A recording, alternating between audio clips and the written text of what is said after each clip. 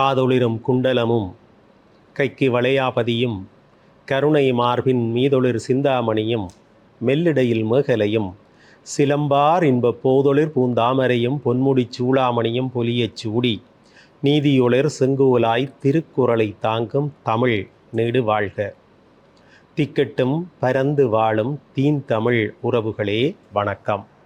இது டான் தொலைக்காட்சி பெருமையோடு வழங்குகிற சொற்சமர். வளரும் இளம் பேச்சாளர்களுடைய வாதத்திறனை மேம்படுத்துவதற்கான அமர். இன்றைய சொற்சமர் களத்திலே வவுனியாவை சேர்ந்த முன்னணி பாடசாலைகள் 2 பங்கேற்று சிறப்பிக்கின்றன.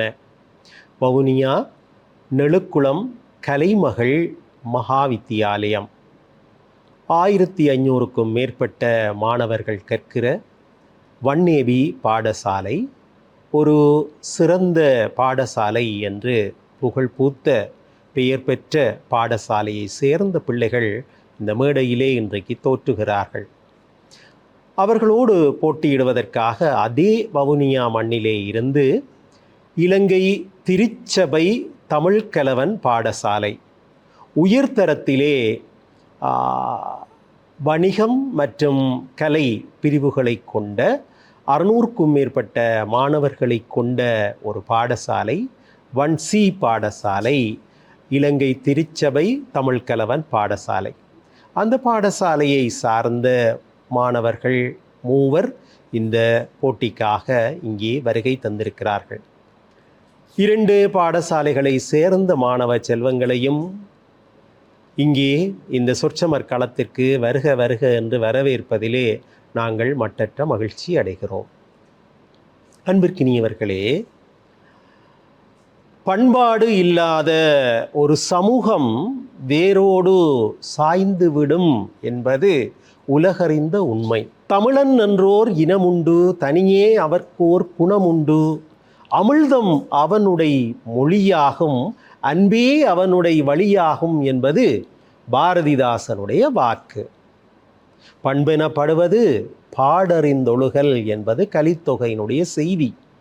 உலக நடைமுறைகளுக்கு ஏற்ப ஒழுகுவதிலேதான் பண்பாட்டினுடைய பேணுகை தங்கியிருக்கிறது. ஆனால் ஒரு தனித்துவத்தை நாமும் நமக்கென்றோர் நலியா கலையுடையோம் என்கிற மகாகவியினுடைய வாக்கை மனதிலே நினைத்து பார்க்கிறோம். எங்களுக்கென்றொரு பாரம்பரியம், எங்களுக்கென்றொரு பண்பாடு, அதை பேணுபவர்களாக நாங்கள் காலாதி காலமாக வாழ்ந்து கொண்டிருக்கிறோம். வேட்டி உடுப்பது ஒரு பண்பாடு, நெல்லரிசி சோறு சாப்பிடுவது ஒரு பண்பாடு. ஆனால் காலத்திற்கு காலம் அதற்குள்ளே சில மாறுதல்கள் ஏற்படத்தான் செய்கின்றன. வீட்டிற்கு வருகின்ற விருந்தினரை உபசரிப்பது ஒரு பண்பாடு, தமிழை தமிழாக பேசுவது கூட ஒரு பண்பாடு. இந்த பண்பாடு தொட்டுணரக்கூடிய பண்பாடு, தொட்டுணர முடியாத பண்பாடு, இப்படி எத்தனையோ நிலைகளிலே நோக்கத்தக்கதாக இருக்கிறது. ஆனால் வெளிப்படையாக தெரிகிற பண்பாடு சார்ந்த, பாரம்பரியம் சார்ந்த, என் சந்ததி வழியிலே கடத்தப்படுகிற ஒரு பாரம்பரியத்தை பேண வேண்டியது எங்களுடைய கடமை. ஆக பண்பாடு சார்ந்து, பாரம்பரியம் சார்ந்து இவற்றை நாம் எல்லோரும் பேணுகிறோம் என்பது உண்மை என்றாலும், இதை பேணுவதிலே அதிக பங்களிப்பை செலுத்துபவர்கள் ஆண்களா பெண்களா என்று கேட்டால் விடை சொல்ல சற்று கஷ்டமாகத்தான் இருக்கிறது.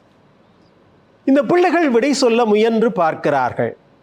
பாரம்பரியத்தையும் பண்பாட்டையும் பேணுவதிலே அதிகம் பங்களிப்பு செய்பவர்கள் ஆண்கள் தான் என்கிறார்கள் இலங்கை திருச்சபை தமிழ்கலவன் பாடசாலை மாணவர்கள். இல்லை பெண்கள் தான் என்கிறார்கள் நெழுக்குளம் கலைமகள் வித்தியாலய மாணவர்கள். ஆண்களுக்காக ஆண்கள் பேசப் போகிறார்கள், பெண்களுக்காக பெண்களே பேசப் போகிறார்கள். சரி, இவர்கள் என்ன சொல்ல போகிறார்கள் கேட்பதற்கு நானும் உங்களை போல ஆர்வமாக இருக்கிறேன். வாதத்தை தொடக்கி வைக்கிறார் இலங்கை திருச்சபை தமிழ்கலவன் பாடசாலை வவுனியாவைச் சேர்ந்த ஓயல் வகுப்பிலே கல்வி கற்கிற பூந்தோட்டம் மண்ணைச் சேர்ந்த புதல்வர் ரொக்சன் தன்னுடைய வாதத்தை தொடக்கி வைக்கிறார். பாருங்கள். எல்லாம் வல்ல இறைவனை வணங்கி வீரங்கள் கலந்து கலைகளில் தவழ்ந்து காப்பியமாக வளர்ந்து வள்ளுவன் தொடக்கம் கம்பன் வரை காவேரியாகவும் கங்கையாகவும் அவர்கள் இரத்தத்தில் வளர்ந்த வீரமுள்ள என் தாய்மொழிக்கு என்னுடைய முதற்கண் வணக்கங்கள்.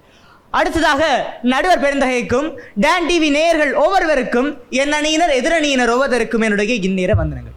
இந்த உலகத்திலே ஒரு பக்கம் ஆண்கள் இன்னொரு பக்கம் பெண்கள் என்கின்ற அந்த போட்டி அன்றைய காலம் முதல் இன்றைய காலம் வரை வந்து கொண்டுதான் இருக்கின்றன.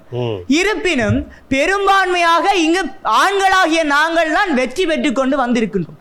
இந்த முறையும் அதை தழுவியவாறு நாங்களே வெற்றி பெறுவதற்கு இந்த அவையிலே வந்திருக்கின்றோம். அந்த வகையிலே இன்று இந்த ஆண்களா பெண்களா என்பதை தீர்ப்பதற்கு எங்களுக்கு ஒரு அழகிய தலைப்பு ஒன்று தரப்பட்டுள்ளது.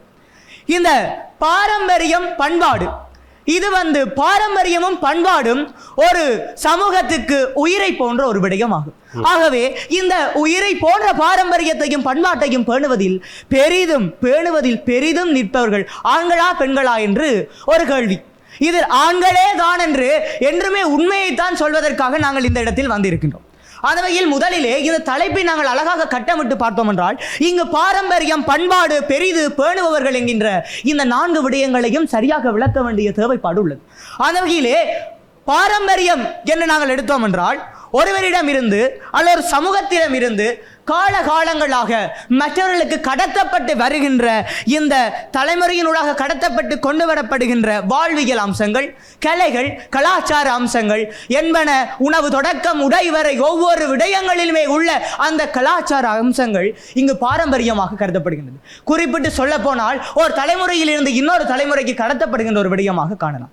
இந்த பண்பாட்டை எடுத்துக்கொண்டோம் என்றால் ஒரு சமூகத்துக்குரிய தனித்துவத்தை வெளிக்காட்டுவது இந்த பண்பாடாக எடுத்துக்கொள்ளலாம். ஆகவே இங்கு நாங்கள் முக்கியமாக பார்க்க வேண்டிய விடயம் என்னவென்றால் இந்த பெரிது. ஏனென்றால் ஆண்களும் பேணுகிறார்கள் பெண்களும் பேணுகிறார்கள், இல்லை என்று நாங்கள் சொல்லவில்லை.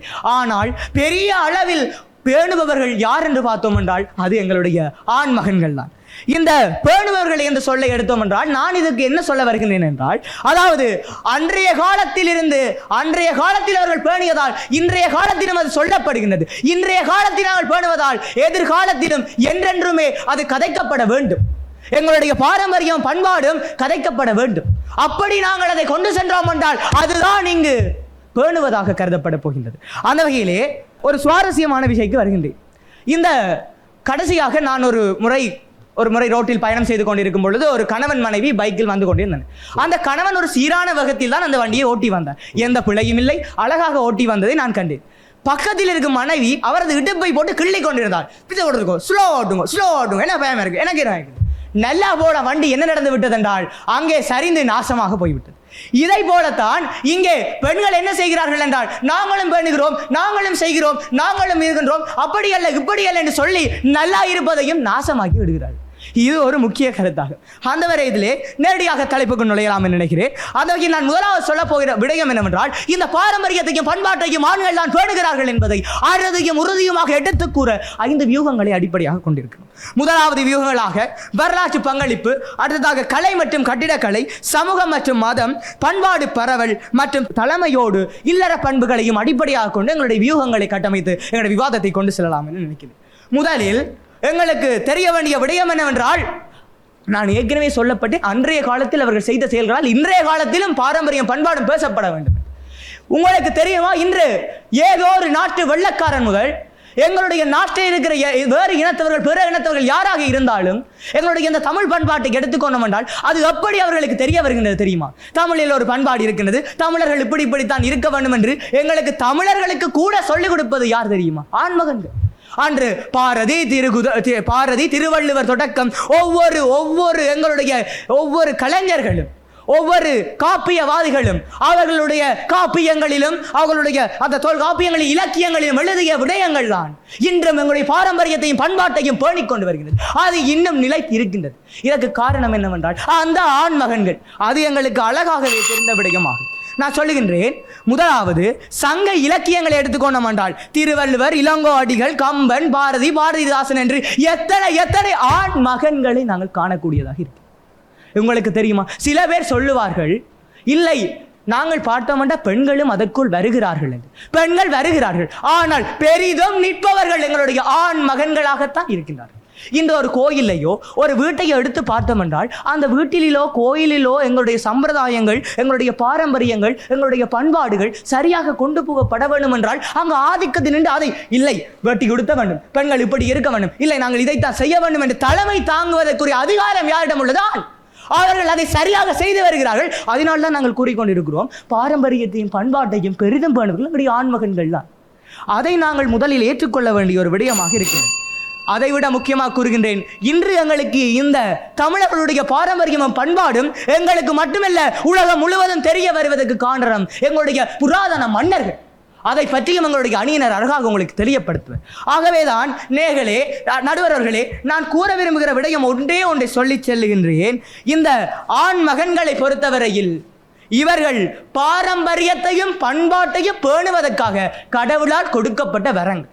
இதை நாங்கள் ஒரு விசை ஏற்றுக்கொள்ளத்தான் வேணும். ஆனால் இன்றைய பெண்கள் என்ன செய்கிறார்கள் என்றால், தமிழர்களுடைய பண்பாடி சாரி அதை உடுத்தினார்கள், அதை பாதியாக்கி காப்சாரி என்றார்கள், அதையும் பாதியாக்கி காட்சட்டை என்றார்கள், இப்போ அதையும் பாதியாக்கி கொஞ்சமாக வெறும் அரை சட்டை என்கிறார்கள். கடைசியில் கட்சியை காட்டிக்கொண்டு மொத்தத்தில் எங்களுடைய தமிழ் பண்பாட்டையும் பாரம்பரியத்தையும் இல்லாதொழித்து விடுவார்கள். ஆகவேதான் அறுதியும் இறுதியும் உறுதியுமாக நான் கூற விரும்புகிற விடயம் என்னவென்றால், பாரம்பரியத்தையும் பண்பாட்டையும் பெரிதும் பேணுவதில் எங்களுடைய ஆண் மகன்களே தான் என்று நான் கூறுகிறேன். நன்றிகள் ஆயிரம். ரோபர்ட் ரக்ஷனுடைய அழகான வாதத்தை பார்த்தோம். பாரம்பரியத்தை பண்பாட்டை பேணுவதிலே ஆண்கள் எத்துணை செல்வாக்கை செலுத்துகிறார்கள். ஒரு ஆணுடைமைவாதியாக அவர் தன்னுடைய கருத்துக்களை முன்வைத்தார். இந்த சமூகத்திற்கு தலைமை தாங்கக்கூடியவர்கள் ஆண்கள் தான். அன்றும் சரி இன்றும் சரி அவர்கள் சொல்வதுதான் நடக்கிறது. எனவே பாரம்பரியத்தை பண்பாட்டை பேணக்கூடிய தகைமை ஆண்களிடம்தான் இருக்கிறது என்பது அவருடைய மிக பிரதானமான ஒரு வாதம். இது எப்படி நலுக்குளம் மாணவர்கள், கலைமகள் மகாவித்தியாலய மாணவர்கள் எதிர்கொள்ளப் போகிறார்கள் என்று நானும் பார்க்க ஆசைப்படுகிறேன்.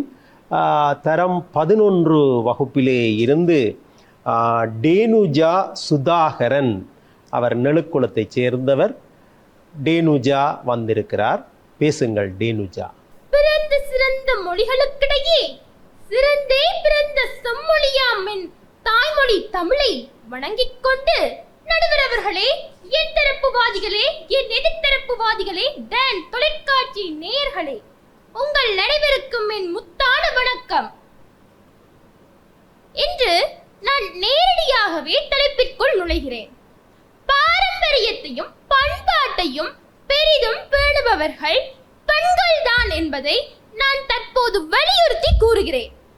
எதிர்த்தரப்பு அணியினர் என்னதான் ஆண்கள் என்றாலும் பெண்கள் தான் அவர்களுக்கு பாரம்பரியத்தையும் பண்பாட்டையும் விதை தூவி அதை பேணி பாதுகாத்து வழங்குகிறார்கள் என்பதை மறந்தே விட்டார்கள். முதலாவதாக, பாரம்பரியம் எனும் விடயத்தை பெண்ணானவள் கலாச்சார ரீதியில் தற்போது வளர்க்கிறார். தற்போது மாத்திரமல்ல, முற்காலத்திலும் அவள் கலாச்சார ரீதியாக வளர்த்ததை தான் இன்று ஆண்கள் நடத்தி செல்கிறார்கள். எமது தமிழர் கலாச்சாரத்தில் பிரதானமான விருந்தோம்பல் என்பதை பெண்ணானவள் சிறப்பாக செய்கிறாள். தற்போது கூட விருந்தோம்பல் ரீதியாக பார்க்க போனால் ஆண்கள் என்னதான் செய்கிறார்கள்? பிறகெடுக்கிறார்களா அல்லது தேநீர் ஊற்றுகிறார்களா? இன்றைய கால ஆண்களுக்கு தேநீர் கூட ஊற்ற தெரியாது. பெண்கள் தான் அனைத்தும். வீட்டில் சமைப்பது யார்? தாய் தானே. அடுத்து, பண்டைய காலத்தில் இருந்த மருத்துவச்சி முறையை தழுவிதான் இன்றைய காலத்தில் விசேட ஆண் நிபுணத்துவ வியோஜிமார்கள் பெண்களுக்காக வருகிறார்கள். ஆனால் முற்காலத்தில் இருந்த மருத்துவச்சி முறை இல்லையெனால் இவர்கள் எல்லாம் எங்கே செல்வார்கள்? சிந்தித்ததுண்டா நீங்கள்? அத்துடன் குழந்தைகளை தாளாட்டி உறங்க வைப்பது என்ன? ஆனா அப்பா வேலை வேலை என்று வேலைக்கு சென்று விடுவார். தாய்தான் வீட்டில் தன் வேலையை விட்டு தன் பிள்ளைக்காக நேரத்தை ஒதுக்கி கல்வி கற்பிக்கிறாள். அவள் பிள்ளைக்கு தேவையான உணவூட்டுதல் முதல் அவரை நித்திரைக்கு செல்லும் வரை தயார்படுத்துவது தாய்தானே. அந்த வகையில் பெண்ணானவள் முக்கியத்துவம் பெறுகிறாள். இங்கு எவ்வாறு பண்பாடு பேணப்படுகிறதா? ஏன் பழங்காலத்தில் இருந்த தாலாட்டு முறை ஏணை கட்டி பாடல் வாயினால் சொல்வது. ஆனால் இன்றைய காலத்தில் தாலாட்டு முறையானது தொட்டிலில் பிள்ளையை போட்டுவிட்டு பெண்கள் தானே போனையோ அல்லது தொலைக்காட்சியிலோ தாலாட்டு பாடலை போடுகிறார். ஆண்கள் என்னதான் செய்கிறார்கள்? அத்துடன் ஆண்மகன்கள் எதிர்த்தரப்பில் இருந்த ஒரு கருத்தை கூறினார்கள். ஆண்மகன்கள் தான் அனைத்திலும் பெண்களை விட பாடகர்களாகவோ அல்லது புலவர்களாகவோ வாரார்கள் என்று. ஆனால் இங்கு நான் ஒரு விடயத்தை கூற விரும்புகிறேன். முற்காலத்தில் இருந்த திருநாவுக்கரசு, திருஞான சம்பந்தர் இக்காலத்தில் உள்ள சைவத்தை வளர்த்தனர் தான். ஆனால் அவர்களுக்கு முன் அவர்களை அவ்வாறு ஊக்குவிப்பதற்கு காரணம் யார்? திருநாவுக்கரசருக்கு திலகவதியார் எனும் தமக்கையும் திருஞான சம்பந்தருக்கு மங்கையர்க்கரசியாரும் இல்லை என்றால் இன்றைய காலத்தில் ஆண்கள் நடத்தி செல்லும் பண்பாடு எங்கே செல்லும்? எனவே பாரம்பரியத்திலும் பண்பாட்டிலும் பெண்ணானவள் மிக பாரிய பங்காற்றுகிறாள். மேலும் சொல்ல விரும்பினால் இன்றைய காலத்தில் பெண் தான் விரதம் இருக்கிறார். ஆண்கள் எங்கே விரதம் இருக்கிறார்கள்? பெண்ணானவள் ஆடி மாதம் தொடங்கிவிட்டால் தை மாதம் வரை வீட்டில் அசைவம் கூட அருந்தாது சைவ உணவுகளே உண்டு. தன் வீட்டவர்களுக்கும் ஏன் தன் ஆண்களுக்காகவே அவள் பிடிக்கும் விரதம் தான் வரலட்சுமி, கேதார கௌரி விரதம். இவ்வாறு பெண்கள் தன்னை வருத்தியே விரதம் இருக்கிறார்கள். ஆனால் ஆண்கள் என்றாவது பெண்களுக்காக ஒன்று இருந்ததுண்டோ? இல்லையே. எனவே நடுவரவர்களே, இறுதியாக ஒன்றை கூற விரும்புகிறேன். ஆண்கள் பெண்கள் விட்டு சென்ற பாரம்பரியத்தை நடத்தி செல்கிறார்களே தவிர அதை பேணவில்லை. ஏனெனில் ஒருவன் வீட்டில் இருந்தானாயன் அவன் சிறுவனாக இருந்தாலும் சரி சிறுமியாக இருந்தாலும் சரி கூறுவார்கள் பாட்டியின் சொல்லை தான் தட்டக்கூடாது என்று. ஏன்? பாட்டியானவள் அனுபவத்தாலும் அறிவாலும் தாத்தாவை விட பெரியவர்கள். தாத்தாவை இங்கே சுட்டி காட்டவில்லை. பாட்டி தான் முக்கியம், அம்மா தான் முக்கியம். அவ்வாறு தான் அனைவரும் கற்றுக் கொடுக்கிறார்கள். ரேணுஜா, உங்களுடைய நேரம் நிறைவடைந்து விட்டது. சரி, முடித்துக் கொள்வோம். எனவே நான் அறுதியும் உறுதியும் இறுதியுமாக கூற விரும்புவது யாதெனில், பாரம்பரியத்தையும் பண்பாட்டையும் பெரிதும் பேணுபவர்கள் பெண்கள் தான் என்று கூறி விடைபெறுகிறேன். நன்றி, வணக்கம். ரேணுஜாவினுடைய வாதத்தை பார்த்தோம். பெண்களை பொறுத்தவரையிலே பெண்கள் விரதம் கைக்கொள்கிறார்கள். ஒரு பண்பாட்டு கையளிப்பை செய்யக்கூடியவர்கள் கூட பெண்களாகத்தான் இருக்கிறார்கள். ஆண்களால் என்ன செய்து விட முடியும்? விருந்தினர்களை வீட்டிற்கு அழைத்து வரத்தான் அவர்களால் முடியுமே தவிர வேறு எந்த காரியத்தையும் விருந்தினர்களுக்கு செய்யக்கூடியவர்கள் என்கிற நிலையிலே ஆண்கள் இருப்பதில்லை. பெண்கள்தான் வீட்டிற்கு வந்தவருக்கு சாப்பாடு கொடுப்பதிலே இருந்து, அவர் வீட்டில் இருக்கிறதுக்கு கதற துரைச்சி விடுறதில் இருந்து சகல கைங்கரியங்களையும் செய்பவர்கள் பெண்கள் தான். எனவே பெண்கள் தான் பாரம்பரியத்தை பண்பாட்டை பேணுகிறார்கள் என்று ரேணுஜா தன்னுடைய வாதத்தை முன்வைத்தார். நாங்கள் சிறியதோ ஒரு இடைவேளையின் பின்னர் தொடர்ந்து பேசுவோம். இது டான் தொலைக்காட்சி பெருமையோடு வழங்குகிற சொற்சமர்.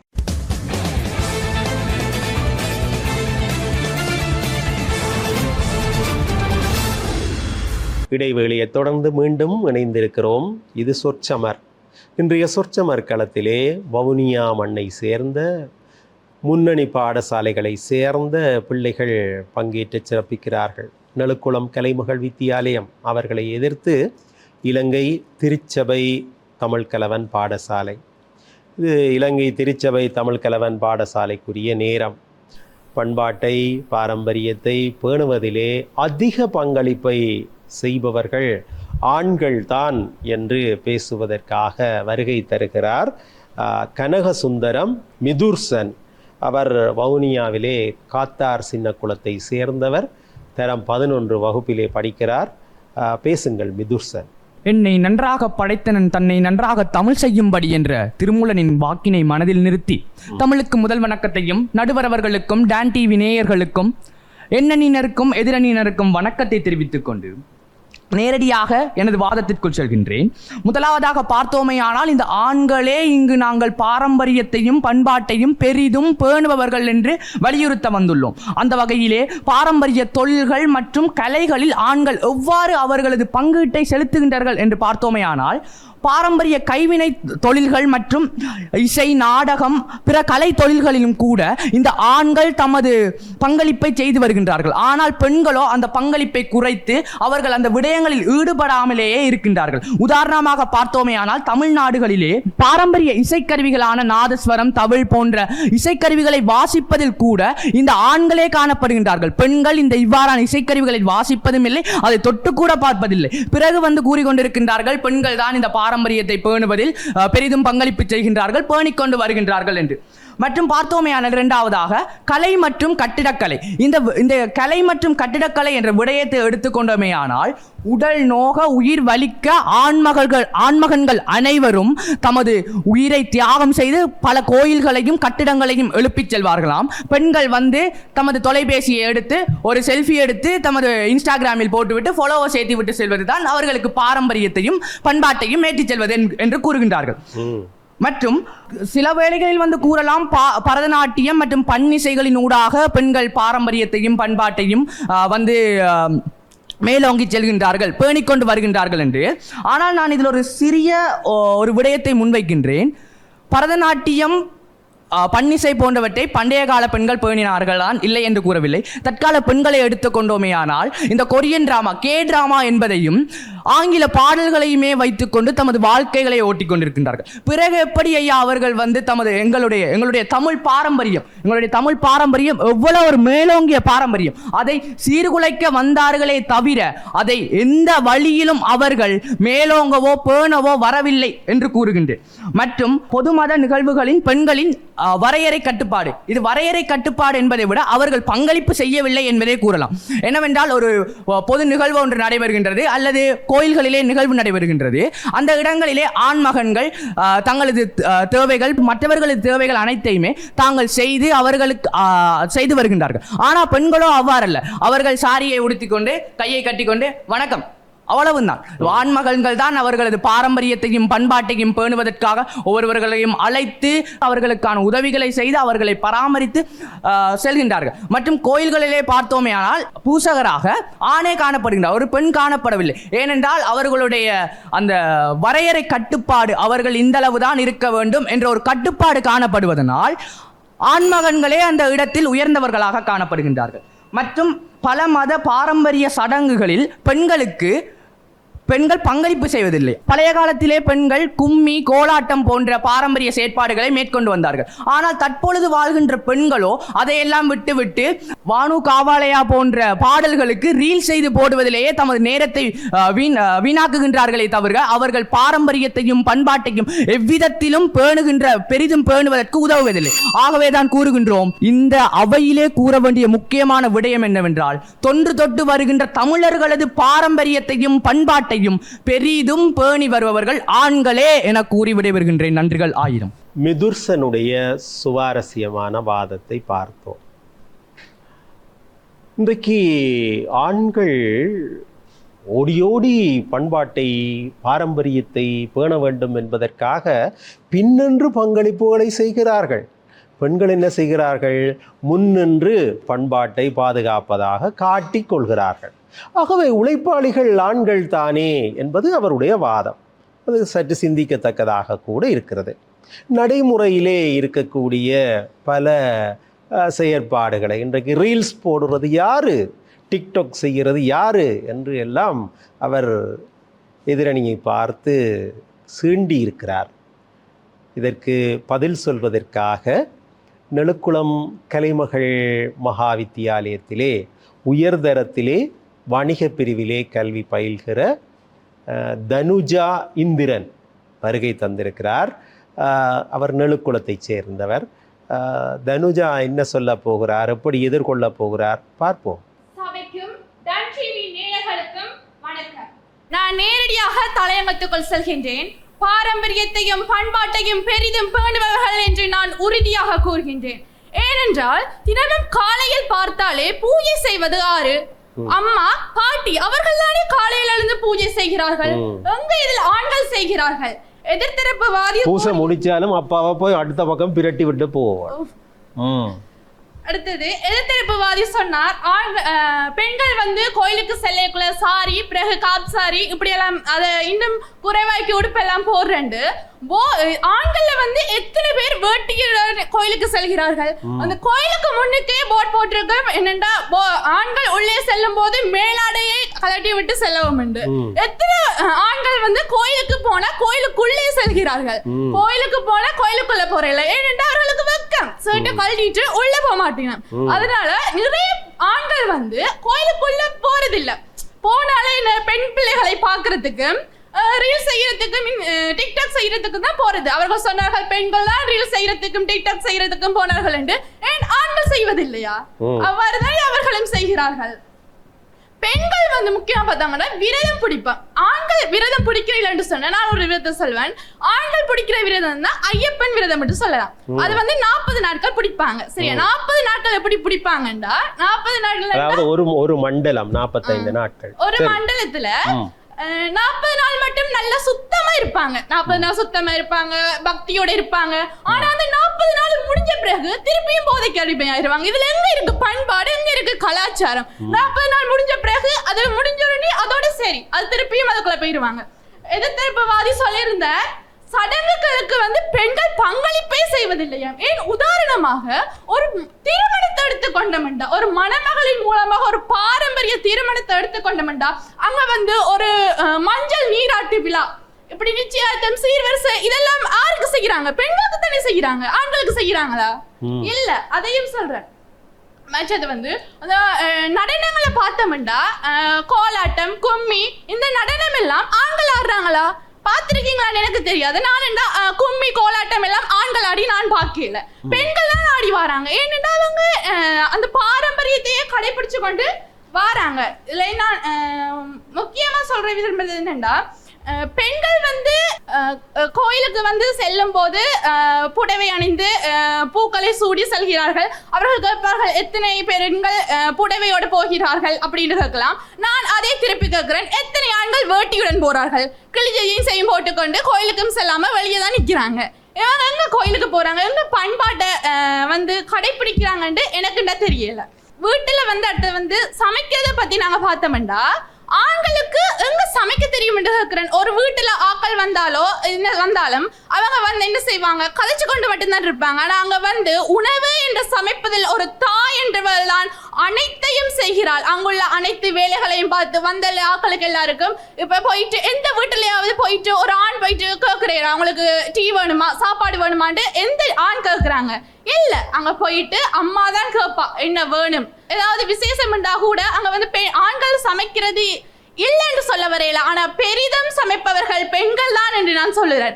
அதனால என்ன சொல்ல வரேன்டா, பண்பாடு பாரம்பரியமும் பளபளக்கும் பசுமணியாக பெண்கள இதயத்துல இருக்குது என்று நான் சொல்றேன். இந்த தலைப்பு எந்த சந்தேகமும் இல்லை. பாரம்பரியத்தையும் பண்பாட்டையும் செய்கிறது பெண்கள் தான் என அறுதியும் உறுதியும் இறுதியுமாக கூறி விடைபெறுகின்றேன். நன்றி. தன்னிஜாமனுடைய வாதம் ரசிக்கும்படியாக அமைந்தது. பாரம்பரியத்தை பண்பாட்டை பேணுவதிலே பெண்கள் மிக குறிப்பாக வீட்டு அம்மாக்கள் எவ்வளவு முயல்கிறார்கள். அவர்கள் வேலை செய்கிற நேரம், ஒரு ஆண் அவரை நித்திரையாலே எழுப்புவதிலிருந்து அவரை நித்திரையாக்குவது வரை அம்மா எவ்வளவு தன்னை அர்ப்பணித்து செயற்படுகிறார். இடையிலே வீட்டிற்கு விருந்தினர் வந்தால் அப்பா ஏதாவது செய்கிறாரா? அம்மா தான் செய்கிறார். அப்படி அப்பா சமைத்தால் கூட பிள்ளைகள் என்ன செய்வார்கள்? அம்மா மாதிரி இன்றைக்கு அப்பா சமைக்கிறார், அம்மா மாதிரி என்று அந்த பெயர் அம்மாவுக்கு தான் இந்த கிரெடிட் போகும். ஆகவே பெண்கள் தான் பாரம்பரியத்தை பண்பாட்டை பேணுவதிலே முன்னிற்கிறார்கள் என்பது தனிஜாமனுடைய வாதம். நாங்கள் சிறியதோர் இடைவேளையின் பின்னர் தொடர்ந்து பேசுவோம். இது டான் தொலைக்காட்சி பெருமையோடு வழங்குகிற சொற்சமர்.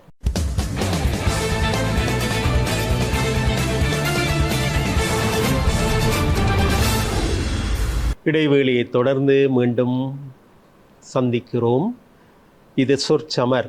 இன்றைய சொற்சமர் களத்திலே தொடர்ந்து வாதத்தை முன்னெடுக்க வேண்டியவர் வவுனியா இலங்கை திருச்சபை பாடசாலையிலே தரம் 11 கல்வி பயில்கிற சபி வர்ஷன். அவர் மகாரம்பை குலத்தை சேர்ந்தவர், ஆண்களுக்காக வாதிட வந்திருக்கிறார். என்ன சொல்கிறார் பார்ப்போம். இடி இடிப்பது மழைக்காக, என் இதயம் துடிப்பது தமிழுக்காக. நடுவர் பெருந்தகை அவர்களே, என்னுடைய எதிரணியினரே, என் அணியினரே, அனைவருக்கும் இந்த இடத்திலே பணிவன்பான வணக்கங்களை தெரிவித்துக் கொண்டு, டான் டிவி நேயர்களுக்கும் இனிய வணக்கங்களை தெரிவித்துக் கொண்டு நேரடியாக தலைப்புக்குள் நுழைகின்றேன். சரி ஐயா, எங்களுடைய எதிரணியினர் ஒரு சில வாதங்களை முன்வைத்திருந்தார். அதற்கான நான் தகர்ப்பு வாதங்களை முன்வைக்கலாம் என நினைக்கின்றேன். எதிரணியினுடைய முதலாம் வாதி அவர்களை எடுங்கள். பெண்கள் தான் வீட்டில் சமைக்கின்றார்களாம், அந்த சமையல் சமைக்கின்றார்களாம், இந்த சமையல் சமைக்கின்றார்களாம் என்று வந்து சொல்லிவிட்டு போனார். நான் கேட்கின்றேன், என்னுடைய தங்கை இல்ல விடுங்க, பொதுவாக சமூகத்தில் பாருங்கள், இன்று பெண்கள் என்ன செய்து கொண்டிருக்கின்றார்கள் என்றால், எப்படி சுடுதண்ணி வைப்பது என்று யூடியூப்லேயும் டிக்டாக்லேயும் இன்ஸ்டாகிராம்லேயும் தேடிக்கொண்டிருக்கின்றார்கள் ஐயா. எப்படி சுடுதண்ணி வைப்பது, எப்படி முட்டை பொரிப்பது என்று தேடிக்கொண்டிருக்கின்ற காலத்திலே இவர்கள் சொல்கின்றார்கள் பெண்கள் தான் சமைக்கின்றார்கள். இன்று ஒரு வீட்டுக்கு போயிருந்தோம் என்று சொன்னால், பெண் காலுக்கு மேலே காலை போட்டு உட்கார்ந்து கொண்டிருப்பார், ஆண் பின்னாலே பம்மி பம்மி வருவார், வந்து விட்டு கேட்பார், என்னம்மா வேணுமுண்ட, ஏய் போய் எடுத்துட்டு வா முட்டைய, அப்படிதான் கதைக்கிறது. நீங்க எந்த காலத்துல இருக்கீங்க? ஒருவேளை டைனோசர் காலத்துக்கு பிறகு மனிதன் தோன்றிய அந்த ஆதி காலத்திலே இன்னும் எதிரணியினர் இருந்துட்டு டைம் டிராவல் மெஷினை வச்சு போயிட்டு பார்த்துட்டு வந்தாங்களோ எனக்கு உண்மையா தெரியவில்லை. சரி, நீங்க பாரம்பரியம் பெண்கள் காக்குறம்னு சொல்றீங்க. நீங்க எங்களோட ஜல்லிக்கட்டுல பந்தயம் போடுவீங்களா? சரி, நீங்க ஜல்லிக்கட்டுல கூட பந்தயம் போட தேவையில்லை. எங்களுடைய கலாச்சார ஆடையான சாரி கூட உங்களுக்கு உடுத்த தேவையில்லை. நடுவர் அவர்களே, நேற்று நான் டிக்டாக்லே பார்த்து கொண்டிருக்கின்றேன், ஒரு ஆண்மகன், யாழ்ப்பாணத்திலே தான் ஒரு ஆண்மகன் ஒரு கல்யாண வீட்டிலே அனைத்து பெண்களுக்கும் அவர்தான் சாரி கட்டுகின்றார். என்னவென்றால், இந்த பெண்களுக்கு தங்களுடைய கலாச்சார ஆடையை கூட சரியாக உடுத்த தெரியவில்லையே எங்களுடைய நடுவர் அவர்களே. அதற்குள்ளே அவர்கள் வந்து விடுகிறார்கள், தாங்கள் பண்பாட்டை மேம்படுத்துகிறார்களாம், பாரம்பரியத்தை மேம்படுத்துகின்றார்களாம் என்று. நான் ஆண்கள் தான் என்று சொல்வதற்கு உதாரணத்தை பாருங்கள். எங்களுடைய நடுவரை உற்று நோக்குங்கள். இத்தனை ஆயிரம் பேர் முன் அவர் எங்களுடைய தமிழ் பண்பாட்டினுடைய கலாச்சார ஆடையை போட்டுக்கொண்டு வந்து இங்கு அமர்ந்து கொண்டிருக்கின்றார் என்றார். அவர்தான் ஐயா ஆண், அவர்தான் ஐயா வளர்க்கின்றார் எங்களுடைய பாரம்பரியத்தையும் பண்பாட்டையும் என்று நான் இந்த இடத்திலே கூறுகின்றேன். பெண்களே வந்து பெண்களுக்காக வசைவாடி கொண்டிருக்கிறார்கள். உங்களில் 3 பேர் மேற்கத்தைய உடையோடு இருக்கிறீர்கள் என்று அவர்கள் பார்த்து கேட்கவல்லவா போகிறார்கள். அது எங்களுடைய பாடசாலை சமூகத்தினுடைய விதியாக காணப்படுகின்றது ஐயா. அதனால் தான் நாங்கள் இந்த உடையிலே வந்திருக்கின்றோம். சரி, நாங்கள் பார்ப்போம். பெண்கள் விதை தூவினார்களாம் கலாச்சாரத்தை நாட்ட. சரி, திலகவதியார் செய்தார்தான், இவரை நாவுக்கரசரை கொண்டு வந்து பாடல் பாட விட்டேர்தான். நீங்க ஒரு மரத்தை நட்டா, மரத்தை நட்டுட்டு விட்டுட்டு போனா மரம் அடுத்த நாளே சாகும். அப்படி நீங்க தண்ணி விடாட்டி அது ஒரு கிலோ மிஞ்சி மிஞ்சி போனா செத்துருமையா. அதை தண்ணி ஊத்தி ஊத்தி பார்த்து வேலி நட்டு மாடு கடிக்காம ஆடு கடிக்காம வளர்க்கிறது எங்களுடைய ஆண்கள் தான் என்று இந்த இடத்திலே நான் கூற விளைகிறேன். அடுத்ததாக, பெண்கள் விரதம் பிடிக்கின்றார்களாம். எங்களுக்கு தானே ஐயா தெரியும் பெண்கள் பிடிக்கிற விரதம் எப்படி என்று சொல்லி. இவர் எங்களுடைய எதிரணியினுடைய முதலாம் பாதி வந்து கூறி சென்றிருந்தார், வரலட்சுமி விரதம் பிடிக்கிறார்களாம். பெண்கள் என்ன சைவத்தை மட்டும் சாப்பிடுகிறாங்களாம். சைவத்தை மட்டும் சாப்பிடுறது சைவனுக்கு கஷ்டமா ஐயா? சைவனுக்கு கஷ்டமா? அதுவும் உடலை வருத்துகின்றார்களாம் சைவத்தை சாப்பிட்டு. இவர்களா பாரம்பரியத்தை கடைப்பிடிக்கின்றார்கள், பண்பாட்டை மேம்படுத்துகின்றார்கள் என்று நான் இந்த இடத்திலே அவர்களிடம் ஒரு கேள்வி எழுப்பி செல்கின்றேன். சரி, நீங்கள் கோயிலுக்கு போகும் பொழுது எங்களுடைய ஆண்கள் வெளியால் நின்று டிக்டாக் செய்கின்றார்களாம். சரி, எங்களுடைய ஆண்கள் கிழிஞ்ச ஆடையை போட்டுக்கொண்டு வெளியால் நின்று டிக்டாக் செய்கின்றார்கள். கோயில் எந்த அளவிற்கு ஒரு புனிதமான இடம். அங்கு நான் நேற்று பார்க்கின்றேன், என்னுடைய அக்கா ஒரு ஆள் வந்து கொண்டிருக்கின்றார். ஏதோ மைக்ரோமினியாம் தொடை தெரியும் அளவிற்கு ஒரு ஆடையை போட்டு வந்து கொண்டிருக்கின்றார். எங்களுடைய அந்த கிழிஞ்ச ஆடைகளை விட இந்த தொடை தெரியும் அளவிற்கு இங்கே போடக்கூடிய ஆடைகள் என்ன மேம்பட்டு விட்டது என்று இந்த இடத்திலே நான் எதிரணியினரை ஒரு கேள்வியை எடுப்பிச்சிருக்கின்றேன். எங்களுடைய சமூகத்திலே பாருங்கள், நீங்கள் வீட்டிலே உங்களுடைய பெண் செய்கின்றார், சரி நான் ஒத்துக்கொள்கின்றேன், ஒரு சில சிறிய சமையல்களை பெண் செய்கின்றார் தான். அந்த சமையல் செய்வதற்காக அவர் எங்களுடைய பண்பாட்டையும் பாரம்பரியத்தையும் பேணுவார் என்று எங்களால் ஏற்றுக்கொள்ள முடியாது. ஏனெனில் எங்களுடைய சமூகத்திலே பாரம்பரியங்களையும் பண்பாடுகளையும் பேணுகின்ற உயர் பதவிகளிலும் தலைமைத்துவங்களிலும் எங்களுடைய ஆண்களை எதற்காக அன்றே எங்களுடைய முன்னோர்கள் வைத்தார்கள் என்றால் அவர்களுக்கு அந்த வல்லமை காணப்படுகின்றது. அவர்கள் மனம் தளராமல் எங்களுடைய பாரம்பரியத்தையும் பண்பாட்டையும் வளர்த்து செல்லும் பாங்கு வந்து ஆணர்க்கே உரியது என்று அறிந்த முன்னோரே என்று எங்களுடைய ஆணருக்கு பாரம்பரியத்தையும் பண்பாட்டையும் வளர்க்கும் தலைமைத்துவத்தை கொடுத்து சென்றார்கள். எங்களுடைய சோழ அரசர்களை பாருங்கள், பாண்டியன், சேரன், சோழன் என்பவர்கள் அனைவருமே எங்களுடைய இலக்கணம் படைத்த அனைவருமே, இலக்கியம் படைத்த இலக்கணம் வகுத்த தொல்காப்பியனும் இலக்கியம் படைத்த கம்பனும் திருவள்ளுவனும் அனைவருமே தமிழ் புலமைகள் தான் ஐயா. நீங்கள் சங்ககால புலமைகளை எடுத்து உற்று நோக்குங்கள்.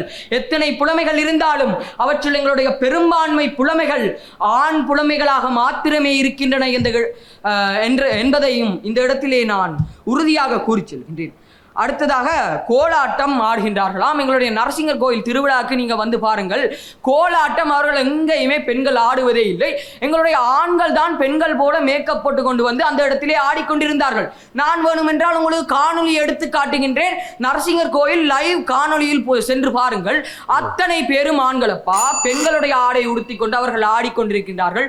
பாவம், பெண்கள் வளர்க்காத பாரம்பரியத்தை எங்களுடைய ஆண்கள் தங்களுடைய அடையாளத்தையே மாற்றிக்கொண்டு வளர்த்துக் கொண்டிருக்கின்றார்கள் என்றால், இந்த இடத்திலே நான் அறுதியும் மிருதியும் உறுதியுமாக கூற விளைவது என்னவென்றால், பெண்கள் வளர்க்கின்றார்கள், அவர்கள் சிறிய அளவிலே தான் வளர்க்கின்றார்கள். எங்களுடைய ஆண்களே பாரிய அளவில் வளர்த்து கொண்டிருக்கின்றார்கள் என்பதை அறுதியும் மிருதியும் உறுதியுமாக கூறி விடைபெற்று செல்கின்றேன். நன்றிகள் ஆயிரம். சபிர்ஷனுடைய வாதத்திற்கு எதிர்வாதம் செய்ய வேண்டிய பொறுப்பிலே நெழுக்குளம் கலைமகள் மகா வித்தியாலயத்தினுடைய மாணவி தன் அணி சார்ந்த வாதத்தை, பெண்கள்தான் பாரம்பரியத்தை பண்பாட்டை பேணுகிறார்கள் என்று வாதம் செய்வதற்காக வவுனியா நெழுக்குளம் கலைமகள் மகா வித்தியாலயத்தினுடைய மாணவி தனுஷாலினி ரமேஷ்குமார், அவர் வவுனியா பம்பை மடுவைச் சேர்ந்தவர், உயர்தரத்திலே கலை பிரிவிலே கல்வி பயில்கிறார். பேசுங்கள் தனுஷாலினி. நேர முகாமைத்துவம் காரணமாக நேரடியாக தலைப்புக்குள் செல்லலாம் என நினைக்கின்றேன்.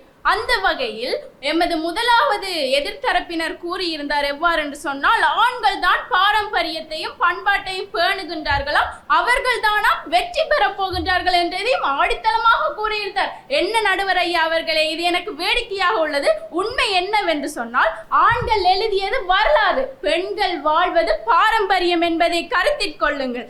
திருமண வழக்கம் என்று வருகின்ற போது அங்கே குங்குமம் வைப்பது முதல் விருந்தோம்பல் வரைக்கும் அனைவரையும் வரவேற்று அவர்களை மகிழ்ச்சியுடனே அனுப்பி வைக்கும் அந்த பாரம்பரியத்தையும் பண்பாட்டையும் பெண்கள் பேணுகின்றார்கள் என்று சொன்னால், அந்த பாரம்பரியமும் பண்பாடும் இன்னும் உயிரோடு தானே ஐயா வாழ்ந்து கொண்டிருக்கின்றது. அப்படின்னு சொன்னா நாங்க பேணிக்கொண்டு தானே இருக்கிறோம், அதை நினைவில் கொள்ளுங்கள். மற்றும் ஆண்கள் கோயிலுக்கு சென்று பூசை செய்வார்களாம், அதாவது ஆண்கள் இருந்தால் தான் அந்த பூசை நடக்குமாம் என்று அவர்கள் கூறியிருந்தார்கள். நீங்கள், நான் நினைக்கின்றேன், இன்னும் ஆதி காலத்தில் தான் இன்னும் இருந்து கொண்டிருக்கின்றீர்கள் போல. இன்றைக்கு பெண்களும் பூசை செய்கின்றார்கள் என்பதை நீங்கள் எதிலும் நீங்கள் பார்வையிடவில்லையா என்றது எனக்கு தெரியவில்லை. டிக்டாக்கில் பார்த்த உங்களுக்கு பெண்கள் பூசை செய்வது பெண்கள் பூசை செய்வதனை பார்க்க முடியவில்லையா என்று எனக்கு தெரியவில்லை. அவர்கள் இங்கே கவனிக்க வேண்டிய விடயம் என்று சொன்னால், கோயிலுக்கு செல்லும் அனைத்து ஆண்களும் பூசை செய்கின்றார்களா? இல்லையே, அங்கே பூசாரி ஒருவர் தானே பூசை செய்வார். பூசாரி என்பது எதற்கு வந்த பேர்? அது ஒரு தொழிலை தான் குறிக்கிறது. அப்ப அந்த தொழிலை செய்யறது பூசாரிட வேலை தான். அங்க பூக்கள் கொண்டு வந்து மாலை கட்டி கற்பூரம் வச்சு அந்த விடயங்களில் செய்தது யாரு? பெண்கள் தானே. அப்ப பெண்களும் தானே இந்த பாரம்பரியத்தையும் பண்பாட்டையும் பேணுகின்றார்கள். இதனை என்னால் ஏற்றுக்கொள்ள முடியவில்லை. மற்றும் அவர்கள் சொல்லியிருந்தார்கள், கைவினை தொழில்கள் என்றாலே பெண்கள் தானே ஐயா. இன்றைக்கு சொல்லணும் என்று சொன்னா, அவர்கள் சொன்னார்கள் நாதஸ்வரம் ஓதுவது பெண்கள் இல்லையாம் அப்படின்னு சொல்லி. அப்ப ஒரு கலை நிகழ்வை எடுத்துக்கொண்டோம் என்று சொன்னா, பரதநாட்டியம் என்று ஒன்று இல்லாமல் அந்த கலை நிகழ்வு நடைபெறுமா? அதை அலௌன்ஸ் பண்ணிடுவாங்க. பரதநாட்டியத்துக்கு அடுத்ததா என்னது நடனத்தை அடுத்துதான் ஏதேனும் ஒரு நிகழ்வு நடைபெறும் என்று சொல்லி. அங்கே பெண்கள் பேணுகின்றார்கள் தானே ஐயா. இன்னும் பரதநாட்டியம் நிலைச்சு நிற்கின்றது தானே ஐயா. இங்கேயும் பரதநாட்டியம் ஆட சொன்னால் நாங்களும் ஆடுவோம் தானே ஐயா. அதை நினைவில் கொள்ளுங்கள் என்று சொன்னால், பெண்களுக்கு அவ்வாறான திறமைகள் இருக்கின்றது. நாதஸ்வரம் ஓதியர் என்று கூறினீர்களே, வெளிநாட்டவர் ஒருவர் அதே கஷ்டமான நாதஸ்வரத்தை ஓதினார். அவரும் பெண் தானே. அப்ப பெண்களாலும் முடியும் என்பதை நீங்களும் நினைத்துக் கொள்ளுங்கள். மேலும் அவர்கள் கூறியிருந்தார்கள், பாரதியார், திருவள்ளுவர் போன்றோர் இலக்கியங்களை எழுதினார்களாம். நான் சொல்ல வேண்டிய கருத்து என்னன்னு சொன்னா, உங்களுடைய கருத்தை ஏற்கின்ற நாங்கள் வாதத்தை அல்ல. என்னவென்று சொன்னால், அதனை எழுதினார்கள். இன்று அந்த திருக்குறளும் அல்லது கம்பர் எழுதிய கம்பராமாயணமும் எங்கே இருக்கின்றது? அலுமாரிக்குள்ள பூட்டி வச்சுட்டு இருக்குது. அம்மா வந்து எடுத்து அந்த அலுமாரியை துறந்து எடுத்து இந்த தம்பி இதை படின்னு சொன்னாதான் அங்க படிக்க முடியுமா இருக்குது. இல்லைனாட்டிக்கு அது தூசி படிஞ்சு போய் தானே இருக்கு. அங்கே அவருடைய பாரம்பரியம் பண்பாடுமானது மேல் நோக்கி செல்கின்றது. அதாவது அவர்கள் பேணுகின்றார்கள் என்பதைத்தானே சொல்ல முடியும். அந்த வகையிலே மற்றும் அவர்கள் சொல்லியிருந்தார்கள் பெண்களுடைய ஆடை பற்றி அவர்கள் கூறியிருந்தார்கள். என்னவென்று சொன்னால், என் தரப்பு வாதிகளே, நீங்கள் ஒன்றை அறிய வேண்டும். ஆண்களில் ஏதேனும் ஒரு மாற்றம் வந்தால்தான் பெண்களில் ஒரு மாற்றம் வருகின்றது. ஆண்கள் மேலெத்திய ஆடைகளைத்தான் முதலில் அணிந்தார்கள். அதன் பின்னர் தான் பெண்கள் அப்பொழுது ஆண்கள் தானே முதலில் அவர்களை சீர்குலைய செய்கின்றார்கள் என்பது எனது கருத்தாக அமைகின்றது. மேலும் நாங்கள் வந்து ரீல்ஸ் செய்து கொண்டிருக்கின்றோமா, போன்களில் ரீல்ஸையும் செய்து கொண்டு போனோடையும் இருக்கின்றோமா. குழந்தைக்கு முதலில் பேச கற்றுக் கொடுத்தது யார்? அம்மா தானே. அப்பா கற்றுக் கொடுத்திருந்தால் அந்த குழந்தை வந்து முதலாவதா சம்பளம் என்று தான் சொல்லி இருக்கு. மேன்னு சொன்னா இப்ப அவர்கள் வேலைன்னு சொல்லி போறாங்க. ஒரு குடும்ப பொறுப்பை ஏற்று அதற்கேற்ற வகையில் அந்த அவருடைய குடும்பத்தையும் பண்பாட்டையும் என்னும் மேலோக்கி செல்வதற்கு பெண்கள் தானே ஐயா அங்கே முக்கியத்துவம் வகிக்கின்றார்கள் என்பதே எனது வாதமாக அமைகின்றது. மேலும் ஐயா, மொழி கலை என்கின்ற போது தலைமுறையாக எடுத்து செல்வது பெண்கள் தான். அந்த வகையிலே என் எதிர்த்தரப்பினது கற்பனை குதிரைகளை நிறுத்துவது எனது கடமையாக அமைந்தது. அதனை நான் நிறைவோடு செய்து முடித்தேன் என நம்பிக்கையுடன் எனது வாதத்தை முடிக்கின்றேன். தனுஷாலினி, உன்னுடைய வாதத்தோடு சிறியதோர் இடைவேளைக்கு சென்று வரலாம். தொகுப்புரை மற்றும் தீர்ப்புரையில் மீண்டும் சந்திப்போம். இது டான் தொலைக்காட்சி பெருமையோடு வழங்குகிற சொற்சமர்.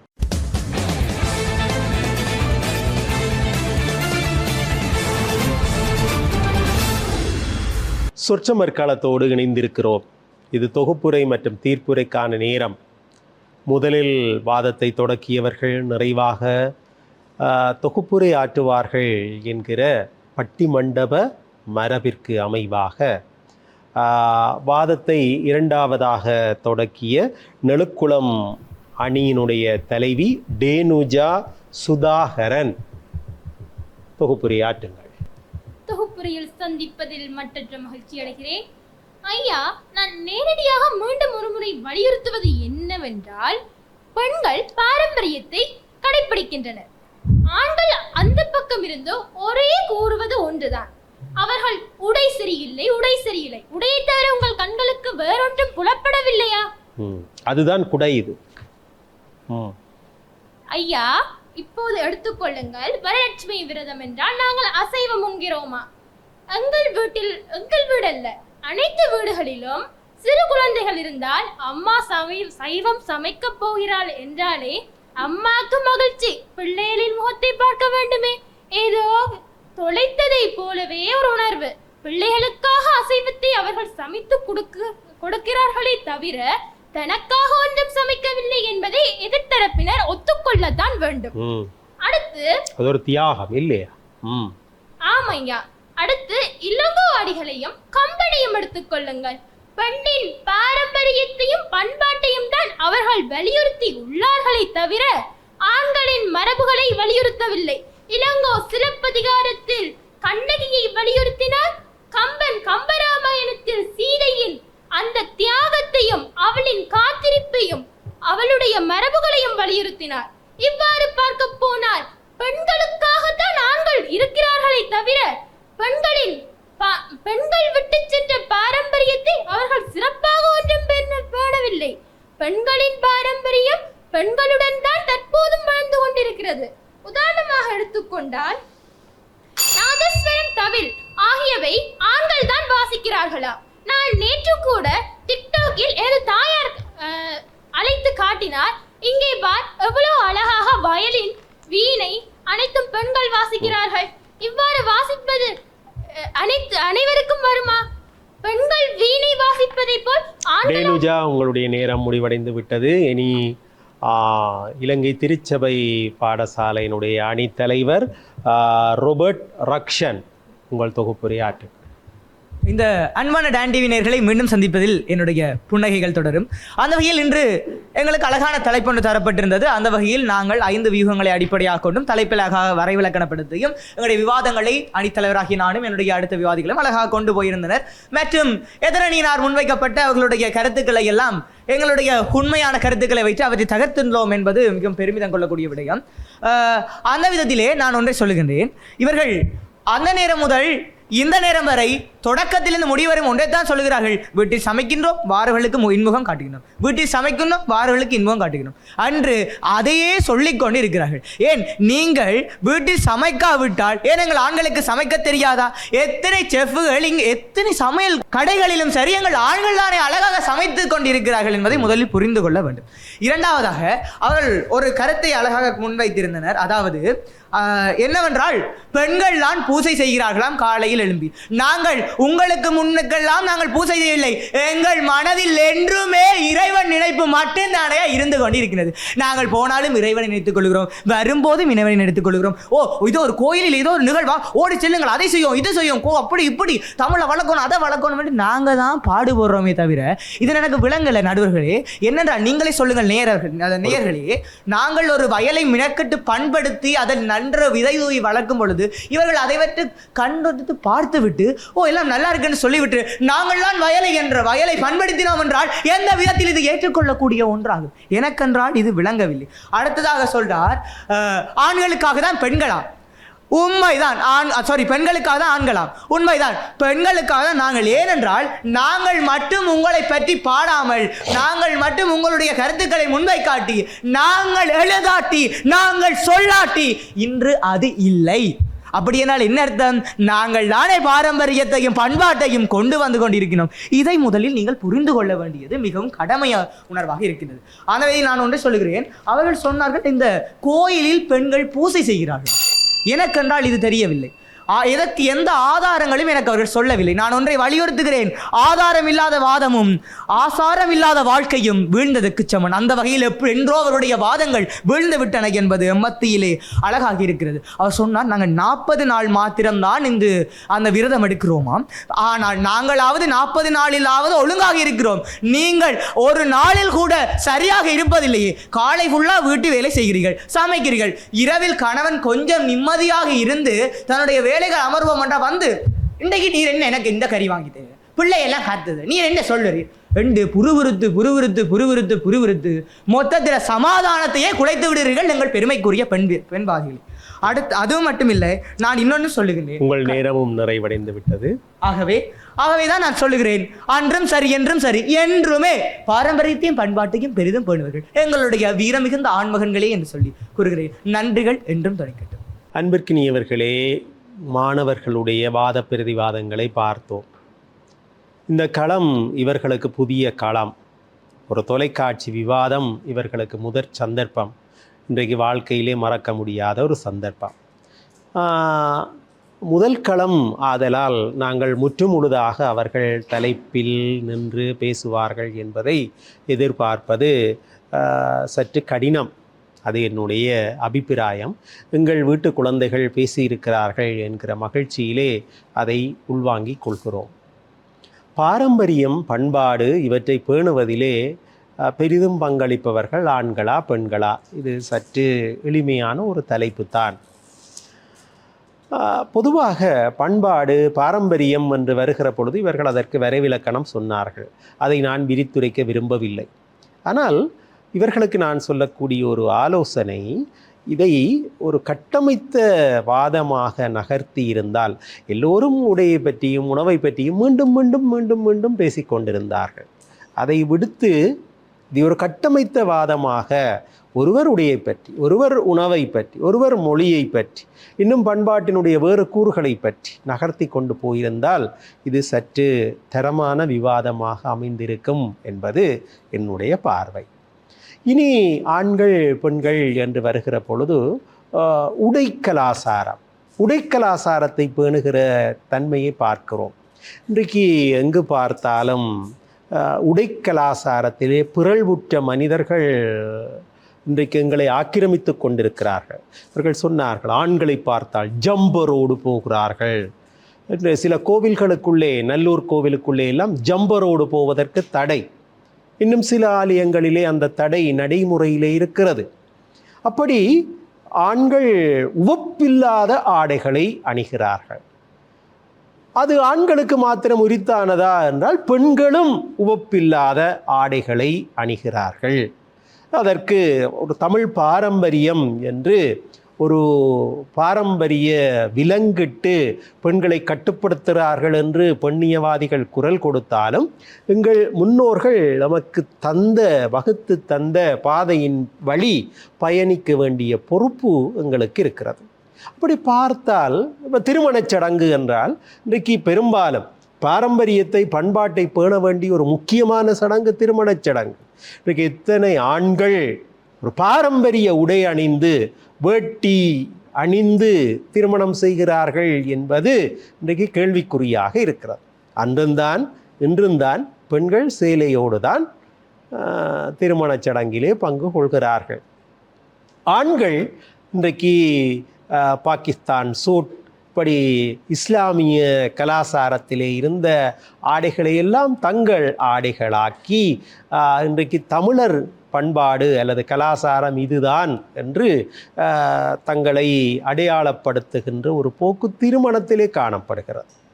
எங்கள் சகோதர இனத்தவர்களாகிய சிங்களவர்கள் கூட தங்கள் திருமணத்தின் பொழுது பாரம்பரிய உடையை மறக்காமல் அணிந்து திருமணத்தை கைக்கொள்கிறார்கள் என்பதை இந்த இடத்திலே ஒரு கணம் நினைத்து பார்க்க வேண்டும். உணவு பண்பாடு என்று வருகிற பொழுது எங்கள் பாரம்பரியமாக வந்த உணவு பண்பாடு நெல்லரிசி சோறு. ஒரு காலத்திலே சாமை திணை என்று இருந்தது. ஆனால் நீண்ட காலமாக இதுவே எங்கள் பண்பாடாகி இருக்கிறது, நெல்லரிசி சோறு. இன்றைக்கு புதிதாக பல உணவுப் பொருட்கள் இறக்குமதியாகி இருக்கின்றன. பிஸ்ஸா என்கிறார்கள், பர்கர் என்கிறார்கள், எத்தனையோ புதிய உணவுகளை சாப்பிடுகிற ஃபாஸ்ட் ஃபுட்டிலே சாப்பிட்டு ஃபாஸ்டாக வாழ்க்கையை முடிக்கிற ஒரு கலாச்சாரம், அதை கலாச்சாரம் என்று தான் சொல்ல தோன்றுகிறது. அப்படியான நிலைமைகளுக்குள்ளே நாங்கள் ஆட்பட்டு இருக்கிறோம். மொழி, தமிழை தமிழாக பேசுகிறவர்கள் எத்தனை பேர் இருக்கிறார்கள்? பண்பாட்டை காவ வேண்டும், அடுத்த சந்ததிக்கு கொடுக்க வேண்டும் என்கிற ஆர்வம். இப்படியே பார்க்கிற பொழுது ஆண்களும் தான் பெண்களும் தான் தங்களுடைய பங்களிப்பை நல்குகிறார்கள். இருந்தாலும் நடைமுறை வாழ்க்கையிலே என்ன நடைபெறுகிறது? ஒரு புறம் பார்த்தால் போர் சப்பி துப்பிய எங்கள் மண், மிக குறிப்பாக வடக்கு கிழக்கு, இதற்குள்ளே பெண் தலைமைத்துவ குடும்பங்கள் இன்றைக்கு அதிகம். ஒரு குடும்பத்திலே தங்களுடைய பிள்ளைகளிடம் பண்பாட்டை கையளிக்கக்கூடிய பெரும் பொறுப்பிலே அம்மா தான் இருக்கிறாள். பெண் தலைமைத்துவ குடும்பம், இந்த பிள்ளைகள் இவற்றை எங்கள் இனம் சார்ந்த சில முக்கியமான அடையாளங்களை நிச்சயம் கையாள வேண்டும். பெண் தலைமைத்துவ குடும்பங்கள் அப்பா இடையிலே விட்டு போய்விட்டாலும் பெண் தனித்து நின்று ஒரு குடும்பத்தை கட்டி காத்து தன்னுடைய பிள்ளைகளுக்கு அந்த பண்பாடு குறித்த பாரம்பரியம் குறித்த உணர்வுகளை கொடுத்து அந்த குடும்பத்தை கட்டி வளர்க்கிறாள் என்றால் பெண்ணால் தான் அது சாத்தியமாகிறது.